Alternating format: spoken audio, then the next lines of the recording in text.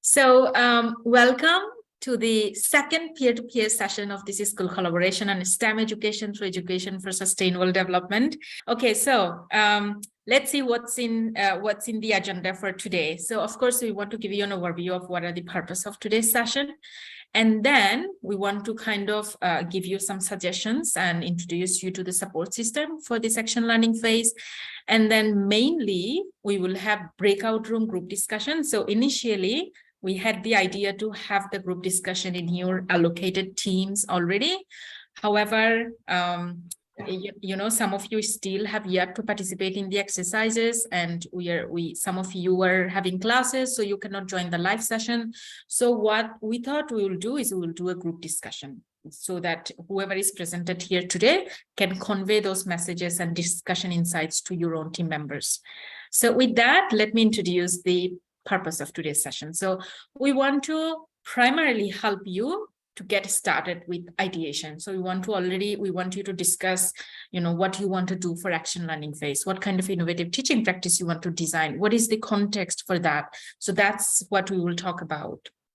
And then, of course, we want to help you understand the support you will be receiving throughout this action learning phase and a little bit of rules and expectations we have from you, and also you have from your team members as well. So a gentle reminder, please complete this exercise. Those of you who have completed, a big thank you to all of you. It was really interesting for us, and most importantly, inspiring for us to read about your identity envelope insights. And it was an opportunity for us to get to know you. That was really lovely. And some of you have completed the true framework exercise as well. And it was really, I have to say, I think it was Normandy who wonderfully did the exercise connecting all the framework. So thank you for that. And please do this exercise because this is mandatory for you to get a certificate. Why?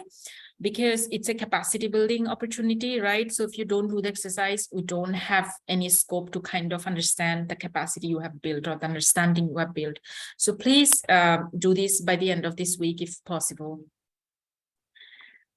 And let me quickly introduce you to some of the suggestions we have for you for the action learning phase. So first of all, you have to know your team members. That's why we are also stressing on, we are stressing to finish, stressing on, collecting all the identity envelope exercises from you, because it's really crucial that we get to know you as well as your team members, they get to know you as well through this exercise. Then everyone knows the values that you care about as a teacher, the values that you want to incorporate in your own innovative teaching practices.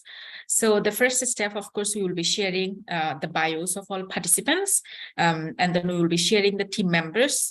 So what we will do is we will introduce you to your team members by emailing you, because of course, because of GDPR and privacy policy, we cannot just share all the email addresses. So what we will do is, for example, if you are part of, let's say, 3 other teachers in a team, we will send you a group email where we introduce you to each other so that you have each other's contact details and you get to know each other better.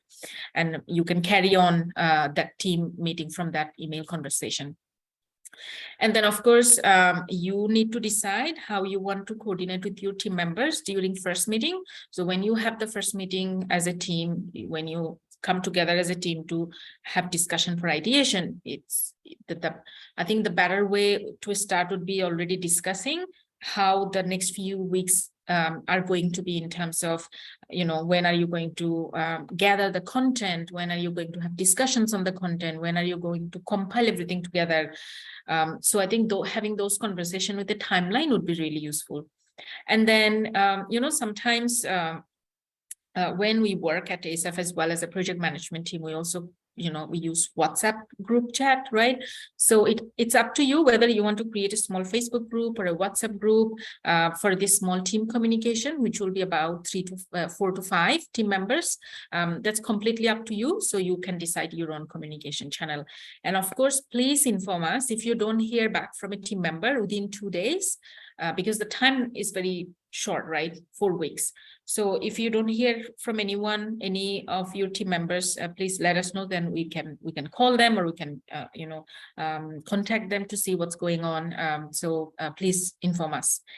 And then, of course, sometimes you might be busy and you cannot contribute during a meeting for building the action learning phase. That's okay, but please let your team members know. So I think if you were respectful and punctual and be considerate of your team members' contribution, it would be really meaningful for all of you to work in a team. So we kindly request you to pay attention to all those important aspects.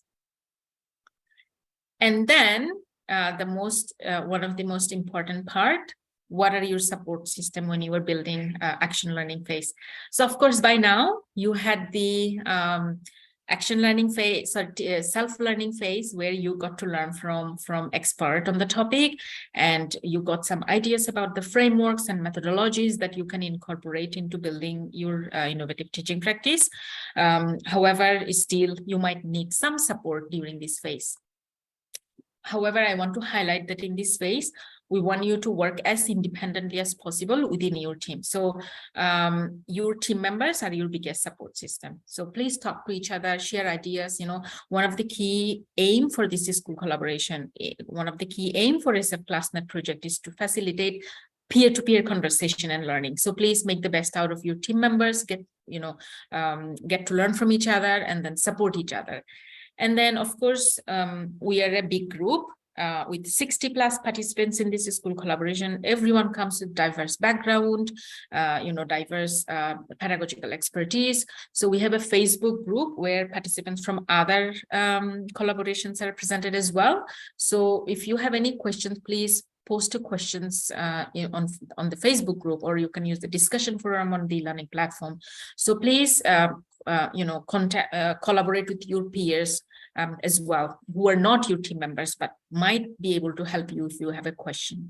And then comes another important support system, your facilitators. So we have John and Alexia.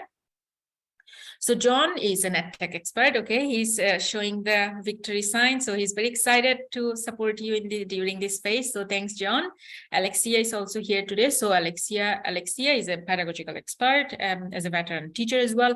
John is an EdTech expert. So they will be supporting you by giving you feedback. And then they will have, of course, different insights when they look at the draft that you are building, and in terms of improving the draft, they will give really concrete and meaningful feedback. So we will discuss more later at the end of this session how they are going to give those feedback. And if you have any questions at all, whether it's you were facing an issue in team, or you were not sure of any aspect of the innovative teaching building phase, please don't wait, don't wait for the last minute. Immediately send us an email so that we can promptly help you. And in the end, of course, we hope that you can deepen your knowledge and then also meaningful friendship and network you have built through this school collaboration during this action learning phase. And we want you to have actually as much fun as possible as well when you are building the innovative teaching practice. It cannot just be all work and you go to that serious mode and then you only talk about it. Hopefully you get to learn from each other about each other's culture as well, and then kind of integrate that cultural insight into the topic, because climate change education or climate change in a way has a cultural implications as well, right? So that's about the support system and the suggestions we have for you.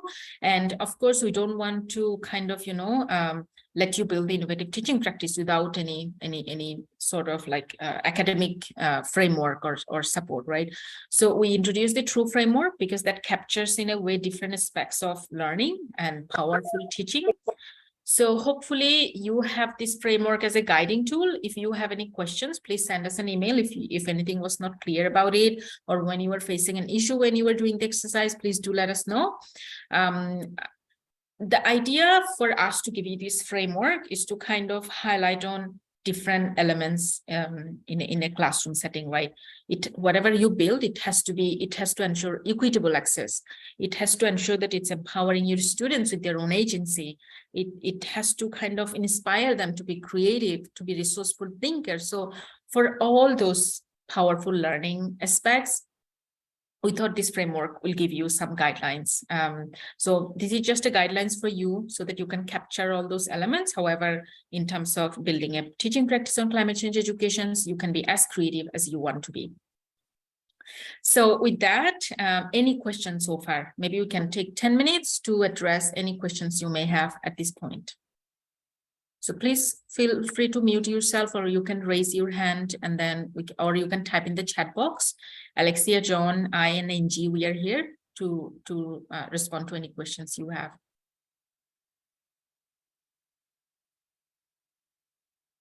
Anyone?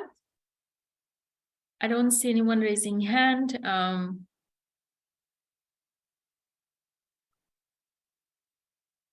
Okay, so happy to hear that you know, everything is clear. That's very comforting for us to know. But hopefully you'll have more questions after the breakout room. So okay. And then we are going to go to participate in a group discussion. Just to highlight, today whoever you have in your group are not your team members, because we still need all the identity envelope inside, so that we can kind of share those together when we announce the team members, because then you get to know each other in a structured, in a more meaningful way.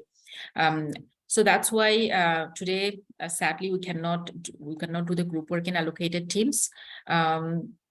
So we want to discuss 3 questions. First of all, so far the training that you have had on, you know, mainly from the self-learning phase and the first team building session, what resources are you going to use in your teaching practices? Is there anything that was kind of crucial for you, or that was inspiring for you? So you can discuss that.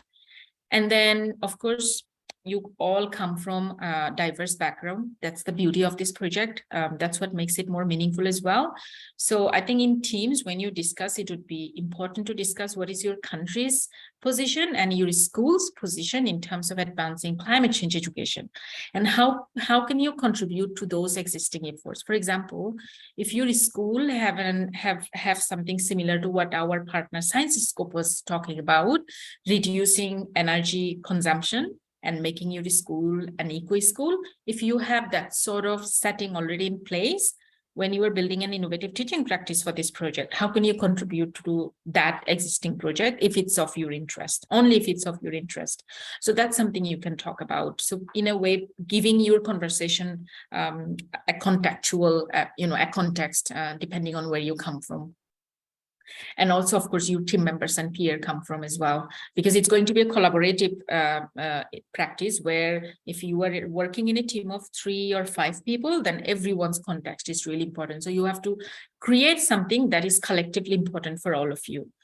And then how can you create your innovative teaching practice on CCC that captures the 5 important dimensions of the true framework? Because that's where you get to see how meaningful it is for your students and for you as well. So I think with that, let me quickly create the breakout rooms. So we will have mainly 3 breakout rooms today, and it will be a long breakout room compared to the other rooms. So I will check with each group. If you are done with your conversation, then I will close the room. I think with that, I'm going to open the breakout room. So please discuss these questions. But before you go into the breakout room, do you have any questions at all, so that we can help facilitate this discussion better? Okay. We will visit the room. So for now, it seems John in room 3. However, John needs to kind of go to John and Alexia. They will visit each room from time to time just to check on you, to see how the discussion is going. So bear that in mind. And then also we have some conversations that we would like to have in the main room with the facilitators. So that's just for your information. So with that, I'm opening the breakout room. Right now, it's in Singapore, 4:20 p.m. So we are going to close the breakout room exactly at 4:50. So you have, 30 minutes for the discussion. So please, you know, we hope that you can have a meaningful and concrete discussion on the ideation process. Just to highlight again, whoever you are going to have the discussion today with are not your already allocated team members. So please bear that in mind. Okay, good luck.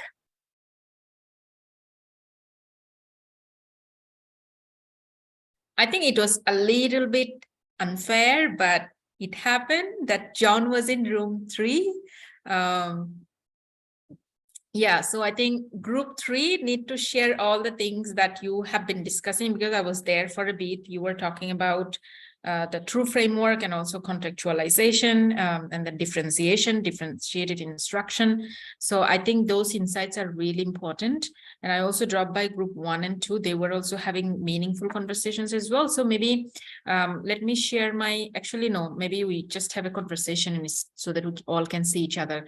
So maybe group 3, you can lead the way by stating what you have discussed and then how other group can benefit from your conversation, please. Ayo, unfair. That was an easy target. We had several good insights and several people discussing. So group 3, since we've been asked to show the way, let's make it real for everybody. Let's make it very real for everyone, shall we? Because group 3 had a lot of questions that they didn't raise earlier in the big group. And so they were bombarding me with questions like, what is true framework? And Eli was saying, it's all too theoretical. And, Anka was saying, it's not interdisciplinary enough. It's not contextualized to Romania. My guys, they sure have a lot to say. So I'm going to say this again. I'm going to shut up because you guys better raise your voice now. And Gia and Jody, they are the experts. They have a lot to share. Yeah. Don't just kill me, man. You guys got to kill them too. All right. So it's okay. I think before we hear from you, just to highlight why true framework, and yes, it does seem too theoretical. The idea is not how to say dictate what you were creating based on the true framework. The idea is that true framework was developed by a professor when he was teaching math. He was a math teacher. Now he currently teaches in Berkeley, Graduate School of Education. So when he was working on the framework, he kind of tried to capture, when you go into a classroom, it's not just teaching, right? There are so many things that are involved, like how do you help your students build the skills related to the subject knowledge? If it's math, physics, chemistry, how do you create an instruction that captures that aspect? At the same time, we live in a globalized world where things are becoming more and more technologically advanced. People are more connected, which means the students need to be building 21st century skills. The students need to act in the future in a scenario where they need to collaborate. They need to, think on their feet, being an agile thinker, right? So whatever instructions you were creating, how can they be resourceful thinker, right? So that's part of actually the content. And then you have the other elements, like in terms of assessment, how do you assess? In terms of agency, students taking ownership, how do you focus on that? In terms of, the equality and inclusion, how do you focus on that? So this framework is not for you to exactly follow. It's a framework that kind of gives you an instructional insight. When we talk about pedagogy, when we talk about teaching in a classroom setting, we wanted to, through this framework, kind of give you an idea that, yes, you are building an innovative teaching practice. You are passionate about, let's say, focusing on a biodiversity project and want to work together with your students. And you want to investigate an environmental topic related to your interest, or even it's a social, a topic that affects, let's say, social justice due to climate change. So when you are doing that, it's very easy to get lost in that thought process because you were too excited, you were very passionate about the topic, right? Creating an innovative teaching practice, as opposed to, let's say, having we do the projects for our young leaders on an informal basis, is a bit different because you were in a school setting where students have to go through exam, assessment. So we wanted to kind of, since you were working in a school scenario where assessment is part of learning outcome, evaluating learning outcome is part of your curriculum, part of your teaching practices. So we want to kind of give you a direction, like when you are building this innovative teaching practice, these are the elements that you can consider already. For example, you don't have to focus on all of it. That's why I'm not sure how many of you have done it, because I haven't gotten around to check the latest submissions yet. The true framework exercise, it was supposed to be, since I'm into that, do you think going through that exercise in instruction will be a bit helpful, the exercise on true framework? Okay, let me quickly share my screen on the instruction then. Let me open the form stack quickly. It's great that you are asking this question now instead of going into your team and then feeling lost regarding like what you were supposed to do. So I'm really grateful that you have asked that question. Let me quickly open the true framework exercise, identity envelope, true framework, got it. Okay.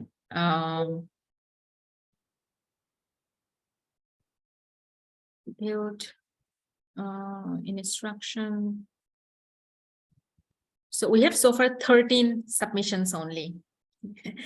A lot of you have yet to do the exercise. Okay, let me quickly open this share screen. Does everyone see my screen? Okay, perfect. So true framework. How can we make it easy to understand and not think of it as too theoretical? Let's go with that. So all of you as teachers, you care about something meaningful when you create your instruction, right? So maybe I'm going to put you on the spot and call out your name. Please bear with me. So maybe I will ask Dios Dadet, because you were asking really important questions. So please share, when you are teaching your students in your classroom, pick an adjective. Like, what is important for you?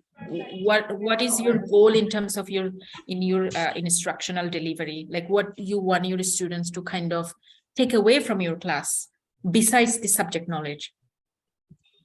Adjective. Yes. I want remarkable. Remarkable. Remarkable. Okay. Yeah, because I am not only working with strategies, techniques, or approaches that I am working with, and in the implementation of my topic or in the curriculum that I am teaching with, but also I want to make a mark, not just only the theories, not just only having good grades or having high scores right after the class, but as well as I want this to be a living vessel for them, so that they can be able to, so that my students could somehow realize or remember by heart, not just by memory, but by the heart, of the lessons that we had discussed in a certain period of time. Okay. So yeah, that's it.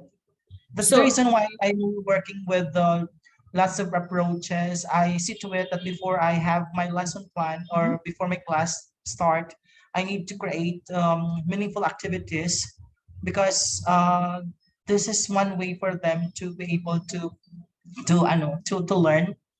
learn my lessons well, and to remember it. Okay. Let's move on to an European participant. Anka, when you were teaching your students, pick an adjective that you want your students to kind of, it can be anything, creative, engaging, whatever. Yeah, I've already submitted, and I said motivation. Motivation. Excellent. You said motivation. So Neem, I always struggle a bit pronouncing your name. Please, my sincere apologies. Neem, okay. Right? Knees, yeah, knees, yes. Yeah, like yes. Eve yeah. with an N. Yeah, mine was inquiring. Inquiring. Inquiring, because motivation. Okay. Yeah, Thank because that's important to me. I think I submitted it, that it was gone anyway. Okay, thank you so much. Branka and then Eli. Well, I would say practical, Practical. Less theoretical, more practical work. Thank you. Eli. Yeah. Maybe I'm pronouncing the name wrong. So I would choose challenge for my students. Challenge. So you want your classroom to be challenging, right? Meaning like Yes, so that they become more. So maybe we take one last one. Nelly, what do you want for your classroom? What would be your adjective? You are on mute.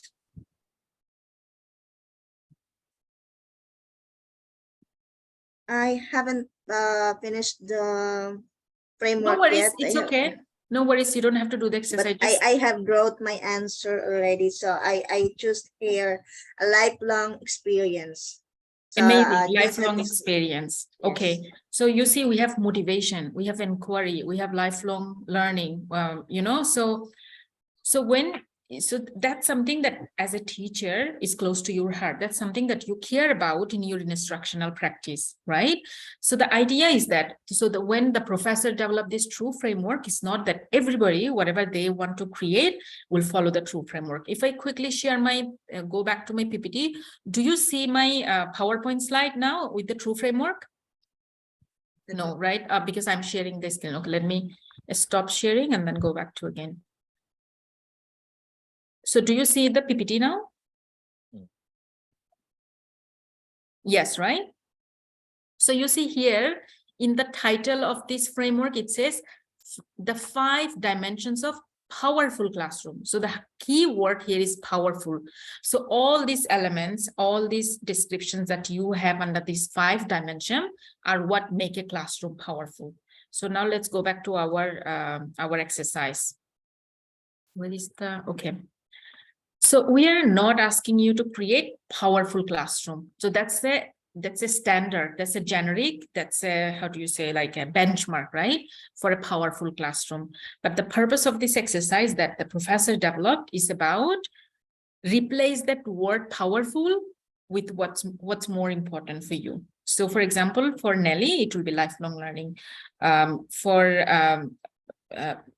Who said motivation? I think it was Anka, right? Anka, Yes. yeah. So for you, then you replace powerful with motivation. So it's a motivating classroom, right?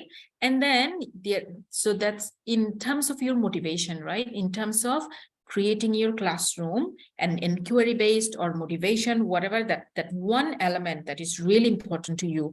What are the text in this true framework, the original text that kind of are relevant for you? So do you think students building disciplinary habits of mind is something that can help them feeling like motivated, like doing their task on time? Do you think that's something important for creating like being more curious and then having that mindset for inquiry? Do you think that will be helpful? So there is no right and wrong answer, right? It's, as a teacher, it's up to you. This is a supporting tool.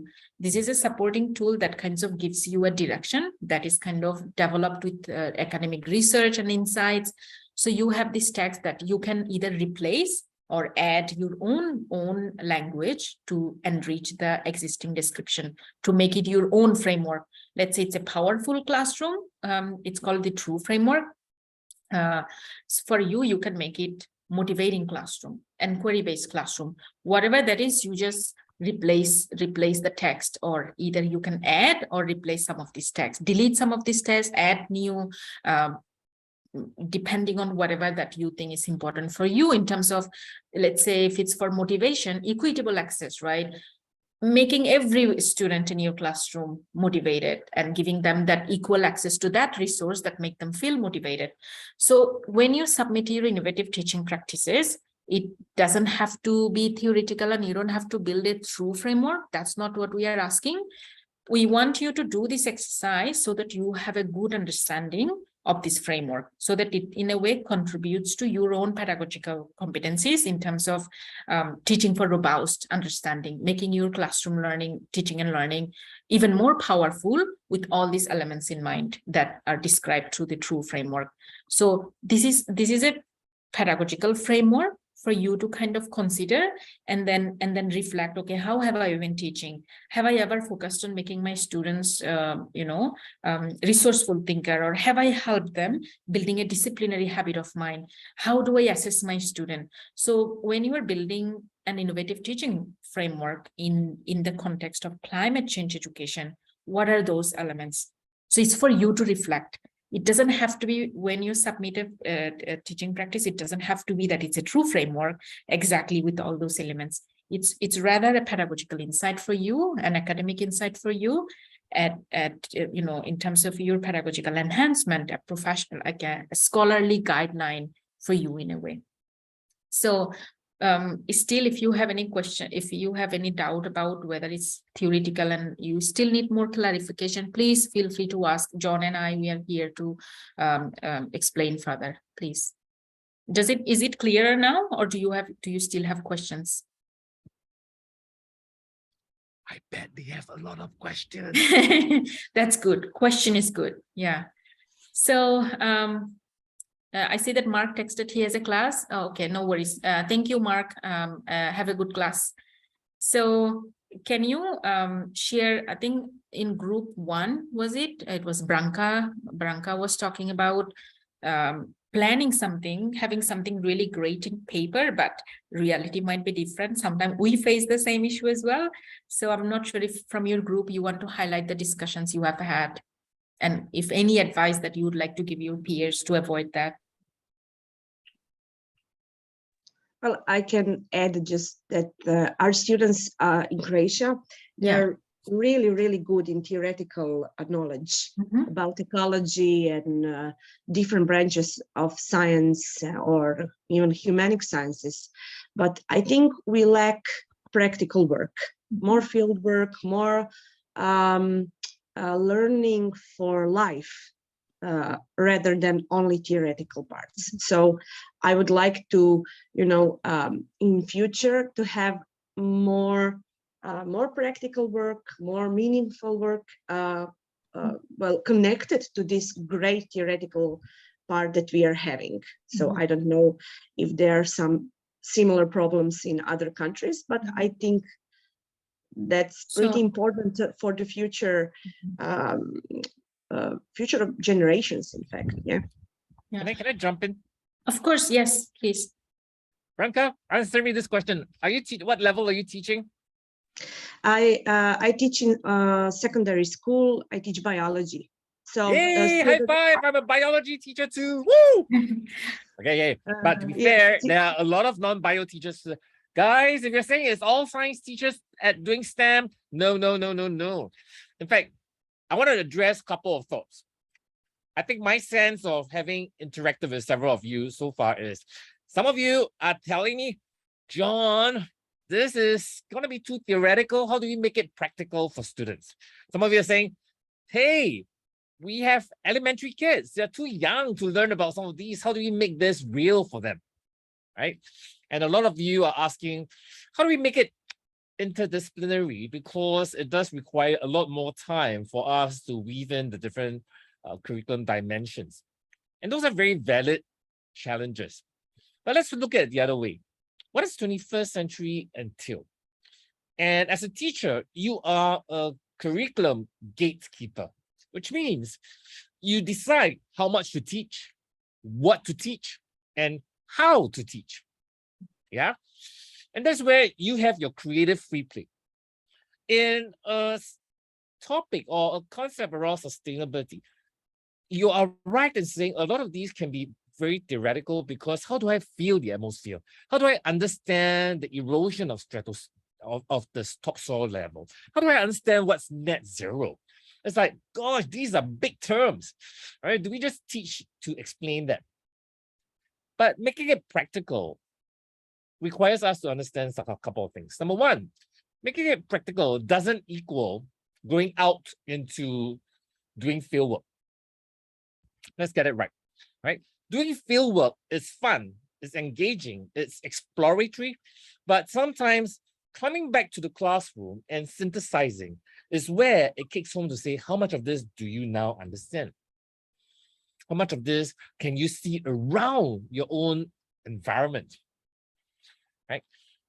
That's what making practical means. And how much of this would translate to you making a difference in how you go home after this? Or what will you tell your parents after this? What kind of trash will you now divide and throw differently? How would you manage disposal methods differently? That's being practical, right? Recognizing also that, hey, with young kids, for those of you who are teaching elementary kids, kids who are too young, right? Building the awareness is highly practical. Taking them to see this is out there in the world. Wow, this is what trash looks like. Oh my gosh, ah! You know, when they show you, like, yeah, wow. That's practical because they sense it, they feel it. When you see that, and if you use today, for example, simulations to show in class, boys and girls, I want to show you your world being destroyed in the next 5 years, 10 years, 20 years. Imagine your world being destroyed if we are not being responsible. And you show a simulation of how this happens. If people continue in the way they throw trash, in the way they are not being socially responsible, you should use simulations to demonstrate so that visually it shows the erosion and the degradation of the environment. No, teacher. Right? So you got a job. That's real. That's awareness. Right? And then you ask them, go home, take photographs of the same area, and how would you now deal with this differently? How would you now, from now on, educate your parents to be more responsible? That's agency. That's agency. Yeah. Right? Thanks, John. Thanks. Yeah, there's a lot of service learning in action, but those are big steps. Yeah, yeah. Absolutely spot on. I really like what you said. You as teacher are the gatekeeper of the curriculum. I think that's a very powerful way to kind of state that. So thanks for that, John. So I think it's up to you, the way you want to, what kind of learning environment you want to create for your student. And in terms of interdisciplinarity and regarding the STEM teaching and non-STEM teacher teaching STEM, I think some of you know our teacher, Adam, the SF ClassNet alumni who developed a project. He's an English literature teacher, but he coordinated a STEM project. So as an example of interdisciplinary element, I think we already presented about it during one of the sessions, one of the practical sessions. There was a project. So I will give 2 examples just to kind of refresh your memory a little bit. The first one on wind, environmental topic, that was conducted by Adam and his team. Adam is English literature teacher, so he has some STEM colleague who focused on the alternative source of energy, renewable energy, as using wind. So they kind of encourage their students to think of the environmental impact of energy resources that are harmful for environment. What are the alternatives? And then they talked about songs and literature for movies and local contexts that kind of address how wind is perceived in literature and in art form, So they kind of had that conversation where students were learning about artistic expression as well as the science as well. Another example was done on rain, the second module, where so it's a team of a teacher from Poland as well. So if anyone from Poland, shout out to you. Polish teachers are really doing an amazing job creating interdisciplinary teaching practices. What they did, instead of just saying, okay, let's explore rain and environmental issues related to water, they were like, how can we make it more interesting for our students, where they not only learn about STEM subjects, how to measure water pollution, how to understand water pollution, but they build other skills, for example, criminal justice. So criminology, that's like, who would have thought, like criminology, criminal justice with the environmental topic, rain, how, right? We didn't know what they were talking about in the beginning when they were proposing, but then they created a court trial. In that court trial, I have to mention this teacher's name because they did such an amazing job, Tamara, Magdalena, and Agnieszka. So those were the teachers who built this teaching module. They introduced a court trial where water was defending, and the human, they were the guilty part, they were the criminal, the water was a defender. So they had a court trial where some students played the role of, some students were Mr. and Mrs. Water, where other students were the usual human. Ooh. So they had a court trial. So you can see there are so many ways that you can make it interesting. Another one is the barometric project on barometric pressure, where they didn't know exactly what to do. So in a way, they were like a job description of a meteorologist. and then how can they participate in a competency race in that setting. So I think there are so many ways to make it interdisciplinary and creative, but it should come from your heart as a teacher, like what you want to implement. Then only it becomes more powerful for your students as well. So I think with this conversation, I want to move on to the next aspect, because it's also related to what you were saying, making it more practical, the context. What is the context in your own country? What is your government doing in terms of climate change education? And what is your school doing?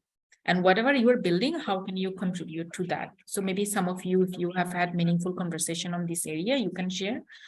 Please feel free to unmute yourself and speak. Yeah.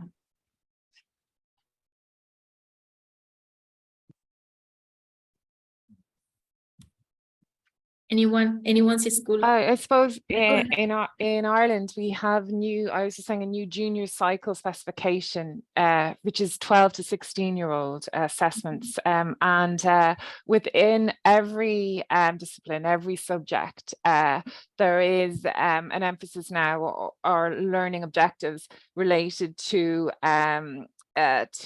sustainability and development education. So that's definitely being brought in as a fairly broad learning objective, though, and the teachers have the autonomy to teach it and do it whatever way they want. So this sort of thing would be excellent for that, and I hope to share it with the other teachers in my school as well.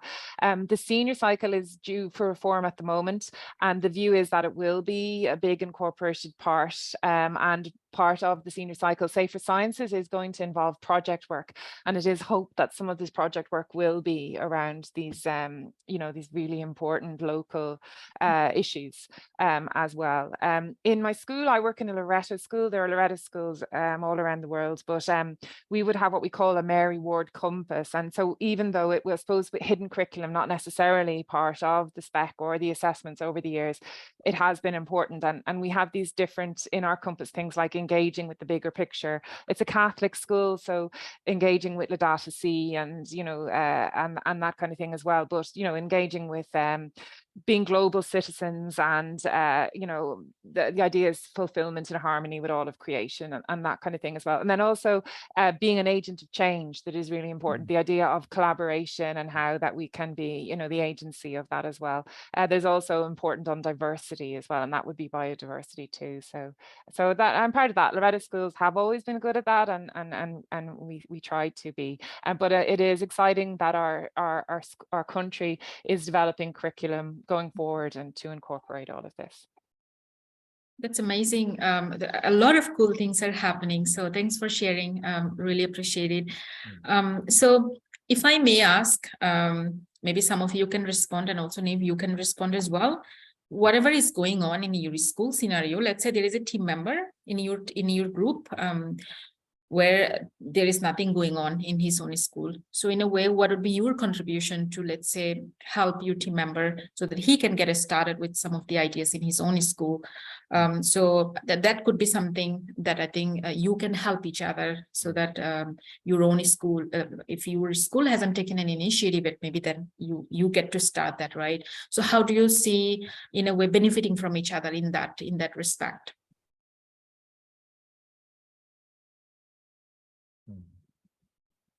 I think anybody can really take it. For example, if you already know that you have some ideas to contribute, or if you are willing to receive the contribution, please feel free to share. Oh, Personally, I'll go again. Oh, Sorry. Go ahead. I think okay, Eugenie? thank you. Yeah. Oh, Anka, sorry, go ahead. Yeah, I try to be very short. I don't know if I have an idea now, but all the projects I've done and all the people I've worked with, I've learned something. So just listening to people and learning about their experiences, I try to relate to see, can I do it at my school or can't I do it? And it's always been like communicating, talking, speaking, trying to come up to a suggestion. Maybe it won't go 100%, but I'm very sure that we can take a bit from everything and relate it to our school. Finally, yeah, it's up to us. Thank you, Anka. I love your attitude, because I think when we we, of course, as teachers, and we all go 100% in, but the idea is not to, the idea is to like start small, and then with that small change, hopefully that it gets bigger, right? I think Eugenie, you wanted to speak, and then Niv, you wanted to talk as well, please. Yeah, just, I mean, it was in the same direction actually, Okay. but saying that for sure, I mean, I think it's great to hear what other schools do, and already from all the little things that we've been hearing here, I always thought, oh, this I will use it in that thing, this I will use it in another thing. So for sure there are a lot of ideas. I will say that if in some schools there's not a lot that have been done already, I would say just start with a small thing and see how it develops, and don't be, I mean, and now that we are kind of like all connected, if you have an idea, I mean, just get to the person and try to say, okay, how did you do that? Because for sure, sometimes to start from scratch, it's hard. But if you have this platform where you can share experiences and share, okay, what the costs of doing that right, and the knowledge already of, okay, we did that for several years, but until we really did it well, it took us that path. We can just gain some time. Absolutely. I totally agree with you on that. That was actually one of my next point, but I will talk about it now since you brought it up. I think we don't want you to feel overwhelmed with doing something big, because then it doesn't go anywhere, and we don't want you to feel stressed with the submission and everything. The idea is really to do something small but impactful, and also for you to have fun with your students and with your colleagues as well, because I think teaching and learning should be joyful, right? It should be fun. So please remember that. So please go ahead, Niv. Sorry, I cut you off, I think. Oh no, so I was just going to say something similar. I was going to suggest, what I would suggest would be maybe a small group, even a green school committee, or we have a thing called JPEG, Justice, Peace and Creation, but a small group, even if it isn't part of your curriculum, or, that even if you could have a little group at lunchtime or a little group, after school, that sometimes that's the way to bring it in, if, to start it in that way, and then that can be built on then later. And yeah. Thank you. Thank you so much. So with that, a very short announcement. So of course, you are building this innovative teaching practices. We want to do something with that, right? We have a plan to highlight the best innovative teaching practices in our upcoming report on climate change education. Remember, when you applied for the program, you participated in a survey, right? So there will be several parts of the survey, where in first part we will understand teachers' perspective and understanding and knowledge on the topic, and then we will present the survey report for our ASM governors and policymakers, so that they can take initiatives at the system level to change school curriculum and update national curriculum. And then we will so after highlighting the survey, then we will highlight the innovative teaching practices, the practices that you will be building in teams. So it will go into a report. So hopefully, I know that there is going to be a lot of creative and interesting ones. So good luck to you for that. We are almost at the end of the session. We have 5 more minutes. So let me quickly share a little bit of information related to how it's okay, we already have the question. Okay, here. Does everyone see my screen? I just need some nodding so that because yes, right? Yes. Okay, perfect. Thank you. Okay, here comes another important part of your information. So we had the teamwork on designing innovative teaching practice on climate change education begins. So the action learning phase begins. Although we say Tuesday, 16 November, it's we don't expect you to have meetings right away. And also our apologies that we need a little bit more time to allocate the teams. The reason for that being, we had 60+ participants, but not all of the participants were able to join because they had classes. So in a way, we needed to kind of find a way where we can put together all the participants who have been active, so that they are not demoralized and then they are having meaningful participation. So we are in a way figuring out the teams, and also, of course, as usual, Asia-Europe balance, which is a bit difficult, and gender balance as well, which is not easy, but we are trying our best. Okay, we will have two more meetings during the action learning phase. The first one is called check-in meeting. So the ASF Classmate team and the facilitators, all of us will be there. For now, the time we put from 6 to Singapore time, 4 to 6 p.m. However, depending on how many questions you have and how the sessions are going, it can be shorter as well. It cannot be longer, unfortunately, but it can be shorter. And then we want you to submit a first draft, depending on the ideas that you have by in 2 weeks time. So don't stress. It doesn't mean that we want a submission from you and stress you out. It's rather give you a platform to kind of communicate with us. This is a submission. It can be just even bullet points if you don't have a lot of content. We just want to know what's going on, what you are doing, if you need any help from us, if you need any consultation with us, so that we can help you. So that's why this first draft submission, so that John and Alexia, they can also have a look at it. And then we will have the first feedback meeting after a week later, so that sorry, not first feedback, the feedback meeting. So the first one is check-in meeting, just to kind of talk to you and then see what's going on. If you have any questions like today you are having on the framework, and then your first draft submission, so that we get to kind of have an understanding of the content that you are working on, the teaching practice directions that you are taking on. And then we will give you feedback, written feedback, hopefully by 7th of December. And then in a very short period of time, like 5 to 10 minutes, you get to present the key idea and the key highlight of your innovative teaching practice during the closing meeting on 13 December. So that's the plan for now. And I think with that, I don't have any more to add. Thank you so much for your lovely participation and also for your dedication and time. We know, we are very aware that as teachers, it's not easy for you, but the fact that you are making time, taking time out of your busy schedule to create meaningful teaching and learning practices for your students, that really means a lot to us, and we really salute you for that, and thank you so much. So if you don't have any more questions, we thank you and end the session today, but if you have any more questions, please go ahead. Now is your time. Yes, Yeah, I got a sorry, I have question. some questions Hanadi, yes. on the group. I wanted to see like the form of the final presentation. Are there any specific criteria? Do we have like the entire group presents one presentation, or individual under like a general group topic? So would we have the different criteria for the presentation? Okay. First of all, we don't want you to stress about the presentation now.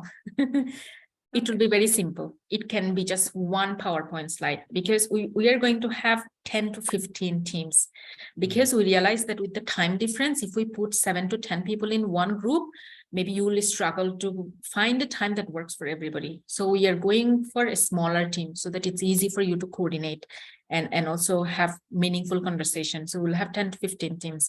So what we really want to know, let's say it will be something like an elevator pitch, where you kind of in that elevator pitching setting, you'll tell everyone, this was our project, this was what we have done. Of course, you were submitting a report, right? You were submitting that's a framework where Alexia and John are working together with us to have a template that we can give you in next 1.5 weeks timeline, so that you kind of have a direction in terms of what to submit. However, with the template, with the structure, we don't want to limit you. We don't want to stress you out. We don't want to kind of put you in a box where you can only think of A, B, C, and D. The idea is you go ahead and build your innovative teaching practice, but you'll have that specific guideline in terms of what we require in terms of submission. What should you communicate with us through that template? So that within 1.5 weeks, we will get back to you with that.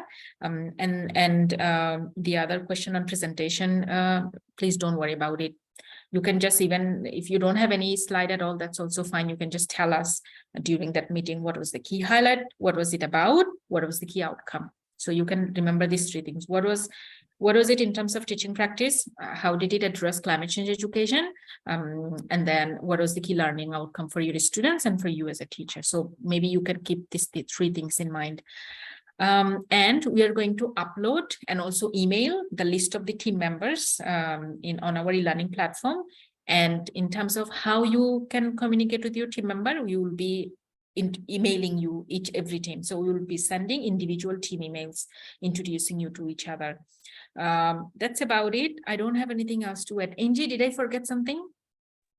No, I think you covered Okay. most of it. But if any one of you have any questions, you can still email to classnet@asap.org. We'll be happy to respond to you ASAP. I think Hanadis, sorry, you wrote to me. I know. I will get back to you regarding that email. Sorry that it took us some time. Yeah. It's okay. I got an answer. I sent them on the chat. They gave me a link for the. Oh, perfect. Okay. Okay. Yeah, Perfect. yeah, it's sorted out. Thank you. Okay. So good luck, everyone, and then we'll be in touch with the relevant documents.